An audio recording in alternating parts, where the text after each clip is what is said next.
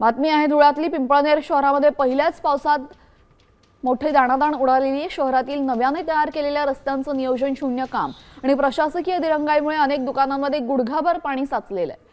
यामुळे दुकानदारांचं लाखो रुपयांचं नुकसान झालं असून चेंबरची साफसफाई न केल्यामुळेच ही परिस्थिती ओढावल्याचा आरोप करत संतप्त दुकानदारांनी प्रशासनाविरोधात तीव्र संताप व्यक्त केलेला आहे।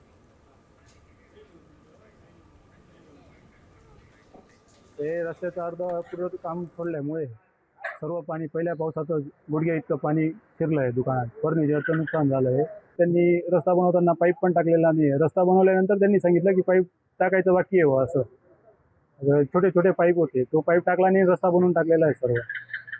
चंबर बी चुकीचे आहेत, चंबर बी खराब आहेत। ते चंबरचं बी पाणी लिकेज होतं पूर्ण। गटाराचं पाणी आहे, पावसाचं पाणी पूर्ण शिरलं आहे दुकानात। पूर्ण फर्निचर खराब होऊन गेलेलं आहे, गुडघ्या इतकं पाणी झालेलं आहे।